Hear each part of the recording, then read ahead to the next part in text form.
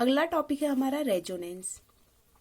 When all the properties of any compound cannot be explained by an individual structure, then in such compound various structures are proposed to explain all the property of that compound. These proposed structure are called resonating structure, and this phenomena of proposing the various structure is called as resonance phenomena.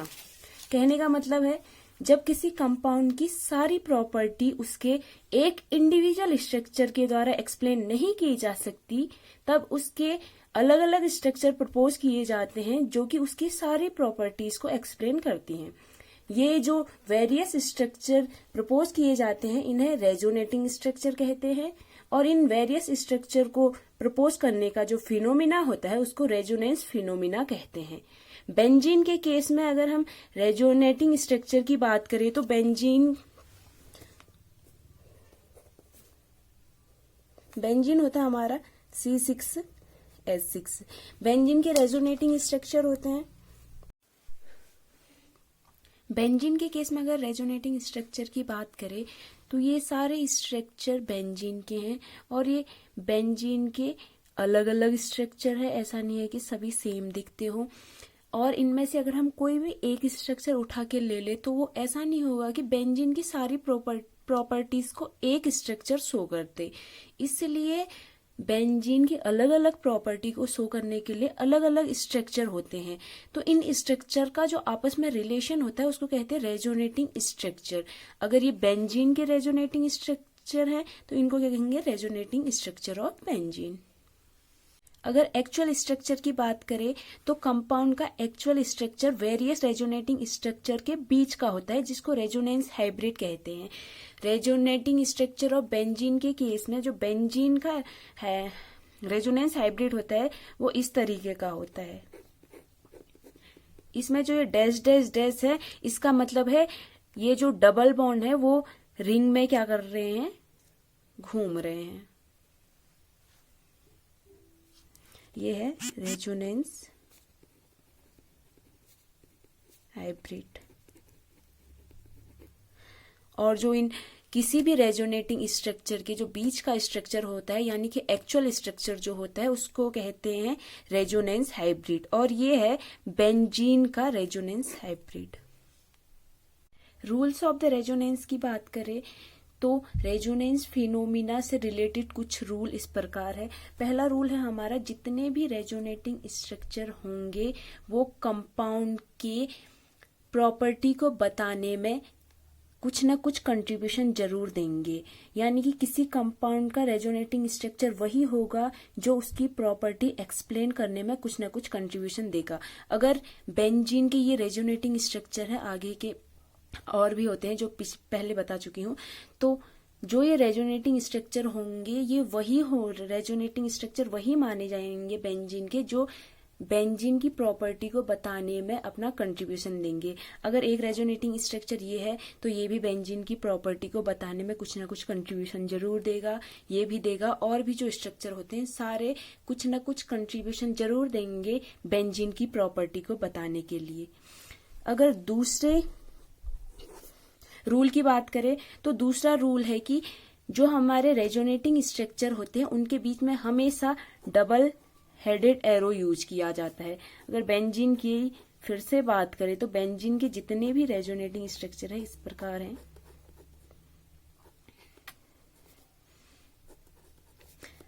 आगे और भी होते हैं। तो इस कहने का मतलब ये है कि जो भी रेजोनेटिंग स्ट्रक्चर होंगे उनके बीच में हमेशा डबल हेडेड एरो यूज होगा। इसका मतलब होता है कि ये इसमें भी कन्वर्ट हो सकता है और ये इसमें भी कन्वर्ट हो सकता है। अगर हम इसको ऐसे लिखे, अगर हम कहें ये रेजोनेटिंग स्ट्रक्चर है तो ये बिल्कुल गलत होगा, क्योंकि यहाँ पर एरो कैसा है, सिंगल हेडेड एरो है, तो ये हमारा गलत होगा। और ये हमारा सही होगा। क्यों? क्योंकि रेजोनेटिंग स्ट्रक्चर के बीच में हमेशा डबल हेडेड एरो यूज किया जाता है। तीसरा रूल है, रेजोनेटिंग स्ट्रक्चर में कभी भी एडजेसेंट पोजीशन पर सिमिलर चार्ज नहीं होंगे। अगर ये हमारा रेजोनेटिंग स्ट्रक्चर है बेंजीन का इस तरीके से, तो ये बिल्कुल गलत होगा। उस स्ट्रक्चर को जिसमें एडजेसेंट पोजीशन पर सिमिलर चार्ज है उसको हम रेजोनेटिंग स्ट्रक्चर में नहीं काउंट करते हैं, क्योंकि यहाँ पर इन दोनों के बीच में रिपल्सन होता है, जिस वजह से ये जो कंपाउंड होता है ये अनस्टेबल हो जाता है। अगर इसकी जगह कुछ इस तरीके से हो तो ये भी गलत माना जाता है। क्यों? क्योंकि यहाँ पर भी चार्ज ही तो चेंज हुआ, प्लस का माइनस हुआ, लेकिन दोनों अभी भी क्या है, सिमिलर है। सिमिलर है तो दोनों के बीच में रिपल्सन होगा। अगर ऐसा मैं लिखूं प्लस माइनस तो ये बिल्कुल सही होगा। क्यों? क्योंकि यहाँ पर एडजेसेंट पोजीशन पर अलग अलग चार्ज है। थर्ड रूल कहता है अगर किसी कंपाउंड में लोन पेयर प्रेजेंट हैं तो उस कंपाउंड के जितने भी रेजोनेटिंग स्ट्रक्चर होंगे हर स्ट्रक्चर में उतने ही लोन पेयर प्रेजेंट होंगे जितने लोन पेयर कहाँ होंगे, कंपाउंड में। इसके लिए आप यहाँ पर देख सकते हो, ये है हमारा एरोमेटिक एमीन। एरोमेटिक एमीन में नाइट्रोजन के ऊपर 2 लोन पेयर प्रेजेंट है। फिर इसके बाकी रेजोनेटिंग स्ट्रक्चर जब बनाए, बॉन्ड जब हमने इस साइड को तोड़ा तो नाइट्रोजन के पास एक्स्ट्रा इलेक्ट्रॉन है, तो ये इलेक्ट्रॉन नाइट्रोजन इस कार्बन को देता है। ये अगर यहाँ को बॉन्ड तोड़ेगा तो यहाँ पर आएगा नेगेटिव, इस कार्बन पर आएगा पॉजिटिव। तब ये नाइट्रोजन अपने इलेक्ट्रॉन यहाँ देगा और यहाँ पर क्या बनेगा, बॉन्ड फॉर्मेशन होगा। और यहाँ पर ये जो दोनों इलेक्ट्रॉन इसने इस कार्बन की तरफ तोड़ दिए थे, ये 2 इलेक्ट्रॉन कहाँ पर आएंगे, अब इस कार्बन पर। फिर ऐसे ही ये बॉन्ड टूटेगा तो यहाँ इलेक्ट्रॉन आएंगे और यहाँ पे पॉजिटिव आएगा, पॉजिटिव और नेगेटिव बॉन्ड फॉर्मेशन कर देंगे। फिर अगली बार में बॉन्ड इस तरीके से टूटेगा तो ये दोनों जो बॉन्ड के दोनों इलेक्ट्रॉन थे इस कार्बन पर आएंगे ऐसे, और यहाँ पे जो इस कार्बन पर जो पॉजिटिव आएगा वो इस नेगेटिव के साथ मिलकर बॉन्ड फॉर्मेशन कर देगा। तो आप यहाँ पर देख सकते हैं इस कंपाउंड के जितने भी रेजोनेटिंग स्ट्रक्चर है उसमें सेम नंबर में अनपेयर्ड इलेक्ट्रॉन है। इसमें 2 अनपेयर्ड इलेक्ट्रॉन थे, यहाँ भी 1 अगर माइनस है तो इसका मतलब क्या होता है, यहाँ पे 2 इलेक्ट्रॉन प्रेजेंट है। तो यहाँ भी 2 इलेक्ट्रॉन प्रेजेंट है, यहाँ भी 2 अनपेयर्ड इलेक्ट्रॉन प्रेजेंट है और यहाँ भी 2 अनपेयर्ड इलेक्ट्रॉन प्रेजेंट है। चौथा रूल स्टेबिलिटी के बारे में बताता है। ये कहता है जिस रेजोनेटिंग स्ट्रक्चर के पास जितने ज्यादा कोवेलेंट बॉन्ड होंगे वो रेजोनेटिंग स्ट्रक्चर उतना ही ज्यादा स्टेबल होगा। एग्जाम्पल देते हैं, ये 2 हमारे पास बेंजीन के रेजोनेटिंग स्ट्रक्चर हैं। अगर हम यहाँ कोवेलेंट बॉन्ड की बात करें तो 3 ये हो गए, 4, 5, 6, 7, 8, 9 और हर कार्बन पर एक हाइड्रोजन होगा ऐसे जो कोवेलेंट बॉन्ड के थ्रू जुड़ा होगा। तो कितने हो गए, 9 हो गए थे, 10, 11, 12, 13, 14, 15। तो इसके बाद पास कितने कोवेलेंट बॉन्ड है, 15। और यहाँ अगर कोवेलेंट बॉन्ड की बात करें तो सब कुछ इसी की तरह है, सिर्फ ये वाला बॉन्ड नहीं है। तो यहाँ कोवेलेंट बॉन्ड कितने हैं, 14। तो इसके पास 15 कोवेलेंट बॉन्ड है, इसके पास 14 कोवेलेंट बॉन्ड है। तो यहाँ कौन ज्यादा स्टेबल होगा, ये ज्यादा स्टेबल होगा इससे।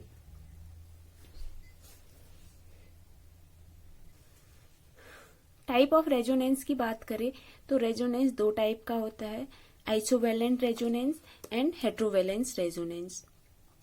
आइसोवेलेंट रेजोनेंस ऐसे रेजोनेंस होता है जिसमें जो रेजोनेटिंग स्ट्रक्चर होते हैं वो same number of covalent bond contain किए रहते हैं। लेकिन जो हेट्रोवेलेंट रेजोनेंस होता है वो ऐसा रेजोनेंस होता है जिसमें resonating structure different number of covalent bond contain किए रहते हैं।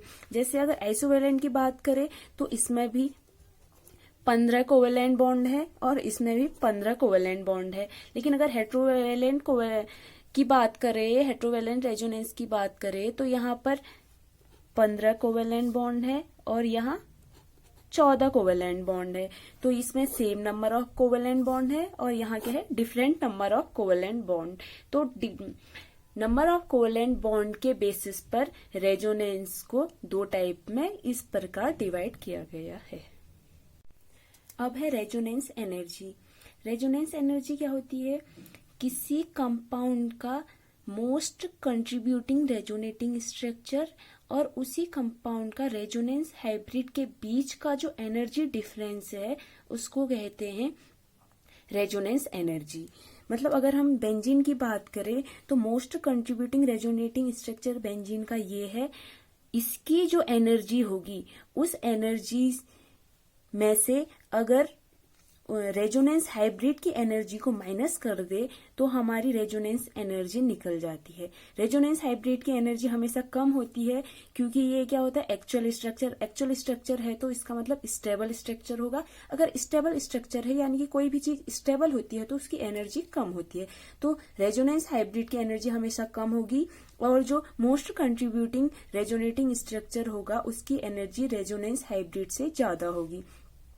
तो अगर हमें यहाँ बेंजीन की रेजोनेंस एनर्जी निकालनी है तो ये कैसे निकलेगी, रेजोनेंस एनर्जी का सिंबल होता है डेल ई, तो डेल्टा ई इक्वल टू होगा E2 माइनस E1। E2 क्या है, E2 है energy of most contributing resonating structure and E1 है energy of resonance hybrid.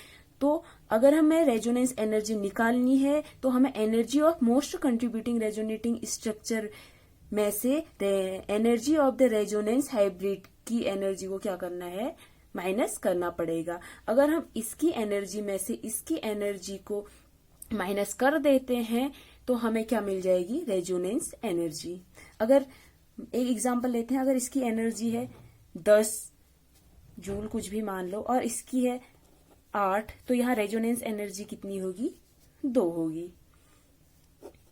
Clear. Application देखते हैं रेजोनेंस की। एप्लीकेशन ऑफ रेजोनेंस, एप्लीकेशन क्या है, always aliphatic amine having more basic character than aromatic amine. हमेशा जो एलिफेटिक एमीन होते हैं उनका बेसिक कैरेक्टर एरोमेटिक एमीन से ज्यादा होता है और इसका रीजन होता है रेजोनेंस। एरोमेटिक एमीन में क्या होता है, रेजोनेंस। पहले बेसिक कैरेक्टर समझिए। बेसिक कैरेक्टर क्या होता है, बेसिक कैरेक्टर होता है इलेक्ट्रॉन पेयर को डोनेट करने की जो टेंडेंसी होती है उसको कहते हैं बेसिक कैरेक्टर। अब यहाँ पे देखते हैं एरोमेटिक एमीन की बात करें तो उस पे जो लोन पेयर होते हैं यानी कि जो इलेक्ट्रॉन पेयर है या जो लोन पेयर है वो हमेशा रिंग पे क्या करता है, घूमते रहता है।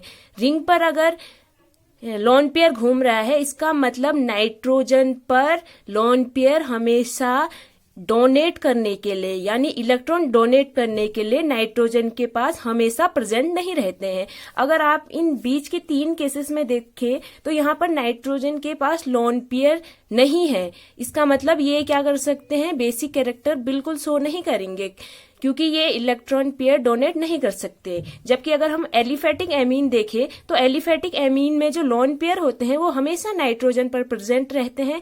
इसका मतलब एलिफेटिक एमीन में जो नाइट्रोजन होता है वो कभी भी इलेक्ट्रॉन पेयर डोनेट कर सकता है। इसका मतलब ये बेसिक कैरेक्टर ज्यादा शो करेगा एरोमेटिक एमीन से।